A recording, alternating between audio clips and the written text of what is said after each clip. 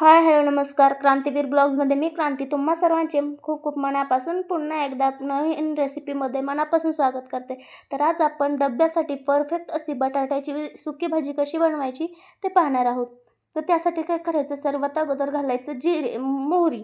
आणि मोहरी छान तडतडू द्यायची आहे, कारण मोहरी जर नाही तडतडली तर ती दाताखाली येते आणि मग ती कचकच लागते. त्यामुळे मोहरी छान तडतडलीच पाहिजे. त्यामुळे मोहरी पहिल्यांदा घालायची आणि मोहरी छान तडतडली की मग यामध्ये घालायचे आहेत जिरे. आणि जिरे देखील छान फुलू द्यायचे. जिरे टाकल्यामुळे भाजी खूप छान होते, सुकी भाजी. आणि तुम्हाला जर यामध्ये लसण घालायचं असेल तुम्ही लसण घालू शकता, पण अद्रक नका घालू. तुम्ही नुसतं लसणच घाला, अद्रकने चव बिघडते. आणि लसण घालायचं. आणि पण मला नाही आवडत लसण, म्हणून मी नाही घातलेलं. आणि मग डायरेक्ट मी काय केलं, कांदा घातला आहे, बारीक चिरलेला एक मीडियम साईजचा कांदा यामध्ये घातलेला आहे. आणि कांदा छान परतवला आहे 2 मिनिटं. आणि कांदा 2 मिनिटं परतला की मग मी यामध्ये घातली आहे हळद. थोडीशीच हळद घातली आहे. आणि हळद घालून पुन्हा एकदा 2 ते 3 मिनिटं छान असं हलवून घ्यायचं आहे, परतवून घ्यायचं आहे. कांदा छान परतला पाहिजे. आणि तुम्ही आता पाहू शकता माझा कांदा छान असा परतून झालेला आहे. आणि कांदा पिवळा झाला आहे, कारण यामध्ये मी हळद घातली आहे. तुम्ही म्हणाल आता पिवळं बटाटा बनवतेस का, तर नाही, पिवळं बटाटा नाही बनवते मी, कारण लहान लेकरांसाठी नाही बनवते मी, माझ्या मिस्टरांसाठी डबा बनवते. मग काय केलं, यामध्ये छान 2 मोठ्या साईजचे कांदे कापून घेतले होते आणि ते यामध्ये घातले. तुम्ही बटाट्याची फोडी तुमच्या आवडीनुसार करू शकता. काही काही खूप मोठालेही करतात, काही काही म्हणजे उभ्या कापतात आणि काही खूपच बारीक कापतात. पण मी मीडियमच कापते, जास्त बारीकही नाही जास्त मोठंही नाही. मला उभं उभं पण आवडतं, पण ते राईसमध्ये टाकायला आवडतं. असं भाजी बनवायला नाही आवडत, म्हणून मी असं बनवलं आहे. आणि मी उभ्या उभ्या बटाट्याची देखील रस्सा भाजी लवकरच अपलोड करणार आहे. ती पाहण्यासाठी आपल्या चॅनलला लाईक, शेअर आणि सबस्क्राईब करायला अजिबात विसरू नका. तर आता मी यामध्ये काहीच घातलं नाही आहे अजून. आता यामध्ये मी दुसरं काहीतरी घालणार आहे, पण त्यासाठी अगोदर छान असं बटाटं हलवलं पाहिजे. आणि छान बटाटं अर्धं शिजलं पाहिजे, म्हणजे 20 ते 25% तरी बटाटं शिजलेलं असलं पाहिजे. म्हणजे त्यामध्ये जर मसाले वगैरे घातले तर ते असं जास्त काही होणार नाही, ठसका वगैरे सुटणार नाही. पण त्यामुळं मी काय केलं, मग झाकण ठेवलं. आणि 5 ते 10 मिनिटं मी यावर झाकण ठेवणार आहे. तर आता 7 मिनिटं झाली आहेत. आणि 7 मिनिटानंतर मी झाकण उघडून पाहिलं आहे. मी अधूनमधून देखील झाकण उघडून पाहत होते. तर आता बघू शकता, आता 50% बटाटं जे आहे तर ते शिजलेलं आहे.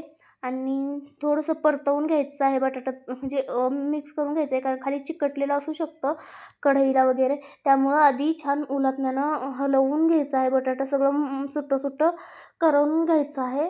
आणि तुम्ही पाहू शकता माझं बटाटं देखील छान सुट्टं सुट्टं झालं आहे. आणि जर तुम्ही गृहिणी असाल तर तुम्हाला बटाटा दिसतच असेल, 50% बटाटं जे आहे तर ते शिजलेलं आहे, 50 ते 60%. मग आता यामध्ये काय करायचं, लाल तिखट घालायचं आहे, लाल मिरची पावडर घरीच बनवलेलं आहे. सगळे मसाले आम्ही घरीच बनवतो. विकतचे मसाले जास्त करून मी नाही यूज करत. आणि तुम्ही पाहू शकता आता मी फक्त याला ना लाल तिखटच घातलेलं आहे. जास्त कुठलेही मसाले मी यामध्ये घातले नाहीत. आत्ता मध्ये स्किप केलं, कारण माझ्याकडून कॅमेरा खूपच जास्त हलला होता. ट्रायपॉड जे आहे ते असं हललं होतं, त्यामुळं मी ते व्यवस्थित करत होते, म्हणून तिथला व्हिडिओ मी जो आहे तो स्किप केलेला आहे. आणि छान असं लाल तिखट घालून छान बटाटा परतवून घेत आहे. तुम्ही पाहू शकता छान बटाट्याला मसाला जो आहे तो सगळीकडे लागलेला आहे, चवकडे लागलेला आहे. आणि मग मी यामध्ये घातलं आहे मीठ. तुम्ही मीठ तुम्हाला जेव्हा घालायचं तेव्हा घालू शकता. कांदा घातला की लगेच देखील मीठ घालू शकता, किंवा बटाटा छान परतवून झाल्यावर देखील घालू शकता, किंवा मग मी घातलं तसं मसाले वगैरे सगळं घातल्यावर देखील घालू शकता. पण बटाट्याला सगळीकडे मीठ लागण्यासाठी बटाटा छान परतवून घेणं गरजेचं आहे. आणि तुम्ही पाहू शकता छान असा मसाला जो आहे तो सगळीकडे पसरला आहे. मसाला म्हणजे मी जास्त कुठला काही मसाला घातला नाही, लाल तिखट घातले. तुम्हाला आवडत असेल तुम्ही किचन किंग देखील घालू शकता, त्याने देखील छान चव येते भाजीला. पण मी म्हणलं ना, जास्त बाहेरचे मसाले नाही यूज करत मी, कारण मसाले जास्त खाल्लेलं चांगलं नसतं. त्यामुळे बाहेरचे कुठलेच मसाले जास्त मी यूज करत नाही. आणि मस्त असा ह्यामध्ये शेंगदाण्याचा कूट घातला आहे, जरा जाडसर कुटला होता.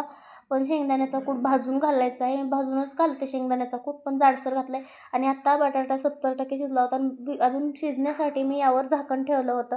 तर 6 मिनिटे मी यावर झाकण ठेवलं होतं, अधूनमधून उघडून देखील पाहिलं होतं. आणि तुम्ही लास्ट पाहू शकता बटाटा किती छान असं शिजलेलं आहे. 90 ते 95% बटाटा जे आहे तर ते शिजलेलं आहे आणि आता उरलेलं 5% बटाटा वाफेवर शिजून जातो. त्यात काही प्रॉब्लेम नाही आणि जास्त गाळही बटाटा शिजला तर छान नाही लागत खायला. थोडा नॉर्मल कमीच असला पाहिजे. 99% बटाटा शिजला पाहिजे. आता मी गॅस बंद करून यावर ठेवणार आहे झाकण. तर अशीच होती आजची भाजी. तर कसा वाटला आजचा व्हिडिओ कमेंट करून सांगायला विसरू नका. Bye bye.